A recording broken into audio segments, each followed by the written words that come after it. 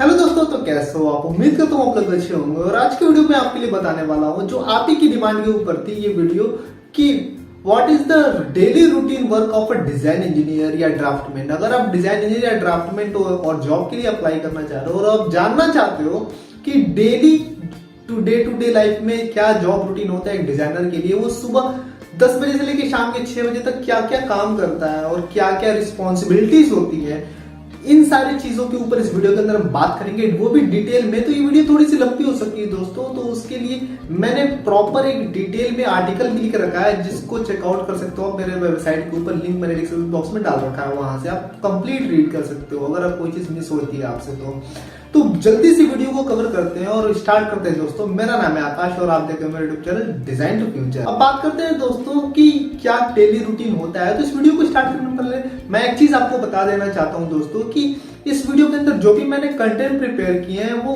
Case by case, company by company very कर सकती है। कंपनी के प्रोफाइल के ऊपर भी डिपेंड करता है कि उसके अंदर क्या काम होते हैं।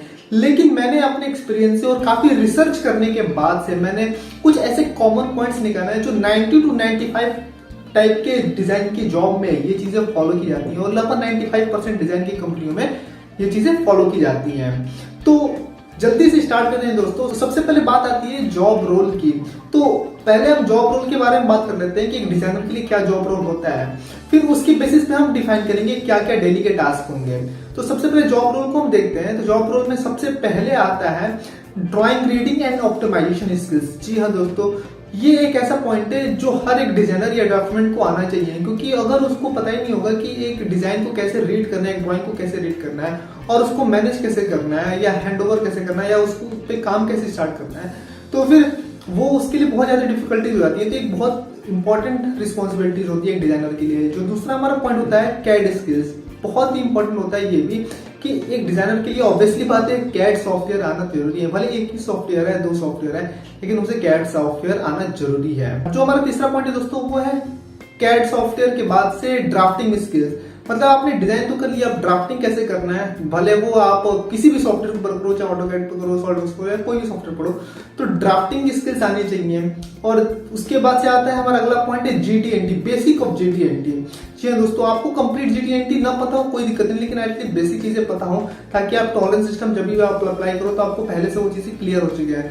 या फिर अगर आपके सिस्टम में या आपके कंपनी में जीटीएनटी का यूज ज्यादा नहीं भी हो, लेकिन आपके पास किसी एक्सटर्नल कंपनी से कोई ड्राइंग आती है तो उसके अंदर कोई चीज मेंशन होता है तो आप उसको पढ़ के समझ सको। पांचवा पॉइंट वो है दोस्तों, वो है नॉलेज ऑफ पेपर और स्केचिंग स्किल्स। मतलब कि आपको कई बार ऐसे केसेस मिल जाते हैं जब आपको बिना सॉफ्टवेयर की ड्राइंग्स बनानी पड़ती है। जैसे कई बार साइट पे जाके ड्राइंग बनानी होती है तो वहां पे आपको पेंसिल से या पेपर पे स्केच, बाई हैंड स्केच बनाना पड़ जाता है, तो वो भी स्किल आपको आनी चाहिए।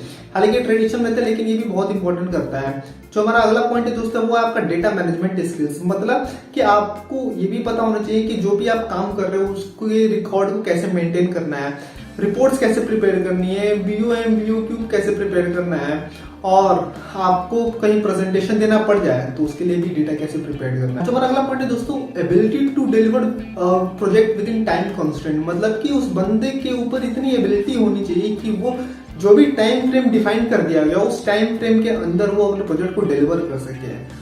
अगला पॉइंट है कि क्या उसको प्रोडक्शन की कुछ नॉलेज है, तो ये भी बहुत इंपॉर्टेंट करता है कि हर एक डिजाइनर को थोड़ा बहुत प्रोडक्शन प्रोसेस की भी नॉलेज होनी चाहिए और साथ साथ क्वालिटी प्रोसेस की भी नॉलेज होनी चाहिए ताकि वो खुद से भी वेरिफिकेशन कर सके अपने डिजाइन को। तो दोस्तों ये कुछ इंपॉर्टेंट पॉइंट्स थे जॉब रोल्स के। अब हम बात करते हैं कि इन सारे जॉब रोल्स के साथ साथ उसके डेली टास्क क्या क्या हो सकते हैं। तो सबसे पहले डिफाइन करते हैं दोस्तों, जो सबसे पहला टास्क आता है वो डेली का, वो है टास्क असाइनमेंट एंड रिव्यू। मतलब कि जब भी एक डिजाइनर अपने जॉब के लिए जाता है सुबह के टाइम, जब भी वो अपने काम को स्टार्ट करता है तो उसके लाइन मैनेजर या उसके जो सीनियर पीपल होंगे, रिपोर्टिंग पीपल होंगे, वो उसको टास्क असाइन करते हैं। जैसे डिजाइन आज असाइन कर दिया, फिर वो बंदा, वो डिजाइनर उस ड्राइंग्स को रीड करता है, रिव्यू करता है कि क्या क्या चीजें रिव्यू करता है कि एक तो पहले इस ड्राइंग को करने में क्या क्या टाइम, कितना टाइम लगेगा, टाइम फ्रेम क्या होना चाहिए, एक दिन में हो जाएगा कि नहीं, 2 दिन लगेंगे, 3 दिन लगेंगे। दूसरी चीजें क्या एक्सटर्नल रिसोर्स रिक्वायर्ड है इसके लिए। जैसे मान लो कि कोई ऐसी चीजें जो इस ड्राइंग के अंदर उसके रिस्पॉन्सिबल एरिया से अलग है तो उसको ये चीज का भी फाइंड आउट करना पड़ेगा। अगर वो दूसरे रिस्पॉन्सिबिलिटी के एरिया से है तो उस रिस्पॉन्सिबल पर्सन से कांटेक्ट करना पड़ता है जो उसके ड्राइंग से रिलेटेड हो, और उससे भी रिव्यू लेना पड़ता है कि भाई इसका सपोर्ट आप हमें कितने टाइम में दे सकते हो। तो ये सारी चीजें रिव्यू करने के बाद से एक टाइम फ्रेम बनाता है बंदा, और वो अपने रिपोर्टिंग मैनेजर को बताता है कि सर ये ड्राइंग्स इतने टाइम में इस रिसोर्स के साथ कंप्लीट हो जाएंगे।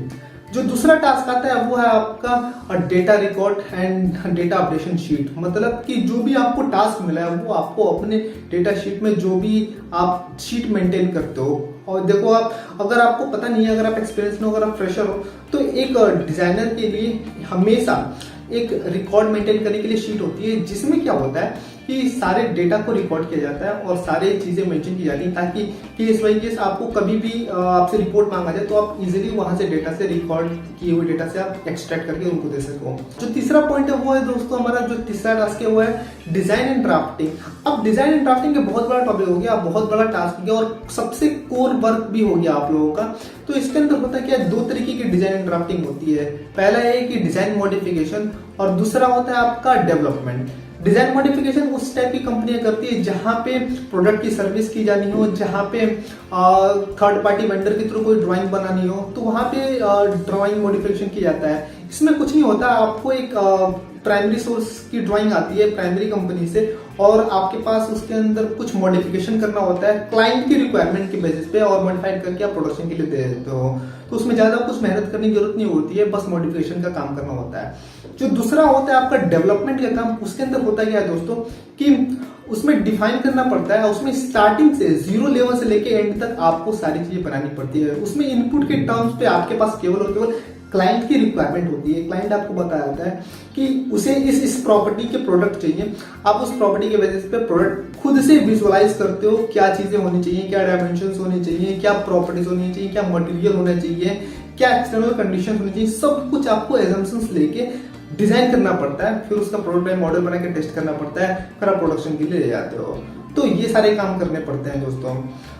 अब ये कौन कौन सी कंपनियां यूज करती है, तो मैक्सिमम कंपनियां डेवलपमेंट का काम यूज करती है। जो भी प्रोडक्शन कंपनियां हैं जैसे ऑटोमोबाइल प्रोडक्शन हो गया या किसी भी फील्ड के प्रोडक्शन कंपनियां ले लो आप, या फिर जैसे प्लांट डेवलपमेंट की कोई कंपनी है, तो इस तरह की कंपनियों में मैक्सिमम डेवलपमेंट का काम किया जाता है। अगला जो चौथा पॉइंट है वो है दोस्तों आपका जो चौथा टास्क है डिजाइन वेरिफिकेशन एंड अमेंडमेंट। अगर आपने डिजाइन प्रिपेयर कर लिया उसके बाद से आप अपने लाइन मैनेजर को डिलीवर करते हो जिससे वो आपकी ड्राइंग्स को वेरीफाई करते हैं, चेक करते हैं। अगर वो ड्राइंग अप्रूव हो जाती है तो बाकी के फर्दर प्रोसेस के लिए चला जाता है। लेकिन अगर आपने कोई मिस्टेक किया हो या कोई चीजें छूट गई हो या फिर कोई और भी एडिशनल चीजें ऐड करनी हो उस ड्राइंग्स के अंदर या कोई चीज अमेंड करनी हो तो आपके पास अमेंडमेंट के लिए आता है। फिर से उसको रिव्यू करके अमेंड करते हो, फिर से अपने लाइन मैनेजर को देते हो और वो अप्रूव कर देता है। उसके बाद से फर्दर टास्क के लिए जाता है। जो फर्दर प्रोसेस होता है वो आपका अप्रूवल बाय मैनेजमेंट टीम, मतलब कि हायर सीनियर पीपल के पास आपकी ड्राइंग चली जाएगी और वो लोग इसको रिव्यू करके वेरीफाई करेंगे।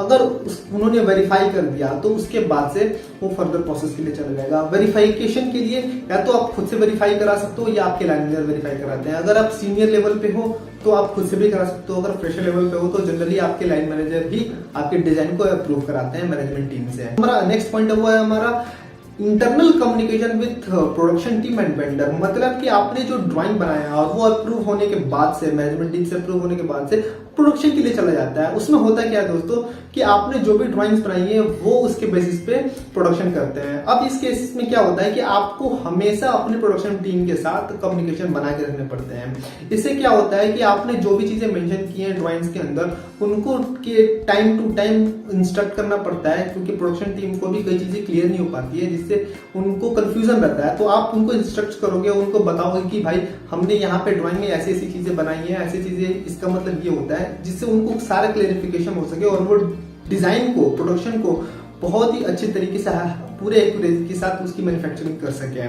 अब यहाँ पे मैंने दो चीजों का नाम लिया है, प्रोडक्शन टीम एंड वेंडर। कई बार क्या होता है कि जिस कंपनी में आप काम कर रहे हो वहां पे खुद का प्रोडक्शन टीम यानी इन हाउस प्रोडक्शन नहीं होता है, वो बस असेंबली करते हैं। तो उस केसेस में क्या होता है वो थर्ड पार्टी कंपनियों से अपने डिजाइन को मैन्युफैक्चर करवाते हैं। तो वहां पे क्या होता है जो थर्ड पार्टी वेंडर होता है, जो थर्ड पार्टी कंपनी होती है, उसके साथ कम्युनिकेशन करना पड़ता है। अब जब थर्ड पार्टी का टर्म आ जाता है तो उस केसेस में आपके कम्युनिकेशन का पार्ट बहुत ज्यादा बढ़ जाता है, क्योंकि वो लोग उतना सीरियस होकर काम को नहीं करते हैं, क्योंकि वो मोस्टली पेमेंट के ऊपर ही निर्भर करते हैं। अगर कंपनी अच्छे से पेमेंट करती है वो अच्छे से काम करेंगे, अच्छे से पेमेंट नहीं करती है वो अच्छे से काम नहीं करते हैं।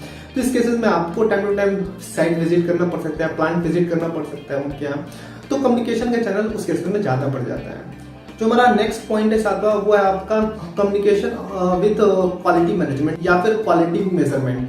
मतलब उस केस में क्या होगा कि जब भी ड्राइंग आपका प्रोडक्शन के पास गया, प्रोडक्शन से मैन्युफैक्चरिंग होने के बाद से प्रोडक्ट बन के आया, तो फिर उसके बाद से आप वेरिफिकेशन करते हो उसके ऊपर। वेरिफिकेशन कैसे करते हो? मेजरमेंट करते हो, जो भी डायमेंशंस आपने दिए हैं वो उसी टॉलरेंस के अंदर एग्जिस्ट करते हैं कि नहीं, वो आपको खुद से पहली बार चेक करना पड़ेगा। क्वालिटी टीम तो हमेशा रहेगी, लेकिन फर्स्ट टाइम जब भी प्रोडक्ट बनेगा तो उस टाइम पे आपका रोल बहुत ज्यादा मैटर करेगा। उसके बाद जब आपने वेरीफाई कर दिया तो उसके बाद से प्रोडक्शन चलता रहेगा। अब दोस्तों देखो, यहाँ पे एक केसेस है, अगर आप किसी R&D कंपनी में काम करते हो, रिसर्च एंड डेवलपमेंट के डिपार्टमेंट में, रिसर्च एंड डेवलपमेंट डिपार्टमेंट में काम करते हो, तो वहां पे क्या होता है, सबसे पहले प्रोटोटाइप का प्रोडक्शन किया जाता है। मतलब अगर वेरी इनिशियल प्रोडक्ट है, मतलब कि वो उससे पहले कोई प्रोडक्ट बना ही नहीं है, तो उसका प्रोटोटाइप टेस्टिंग किया जाता है। मतलब कि सबसे पहले एक प्रोटोटाइप प्रोडक्ट बनाया जाएगा, उसके ऊपर टेस्टिंग की जाएगी। आपने प्रोडक्शन करवा लिया, क्वालिटी चेक कर लिए, फिर उसके बाद से टेस्टिंग की जाएगी जिस पर्पस के लिए वो बना है। अगर वो उस पर्पस पे खरा उतरता है, 2 महीने 3 महीने 6 महीने जितना भी टाइम ड्यूरेशन होगा उसके ऊपर टेस्ट करने के बाद से अगर वो विदाउट फेलियर अच्छे से रन करता है, तो फिर उसका बैच प्रोडक्शन किया जाता है। अगर कोई भी डिफॉल्ट या कोई भी फ्रैक्चर या कोई भी इश्यूज आता है, तो उसको फिर से रीडिजाइन करना पड़ता है आपको, और फिर उसके बाद से वही सेम प्रोसेस मैंने जो बताया, फिर से आपका अप्रूवल लेना पड़ेगा, फिर से प्रोडक्शन होगा, फिर से क्वालिटी चेक करनी पड़ेगी, फिर से टेस्टिंग होगी, फिर से अगर पास हो गया हो तो ठीक, नहीं तो फिर से आपको वो चीजें करनी पड़ेंगी।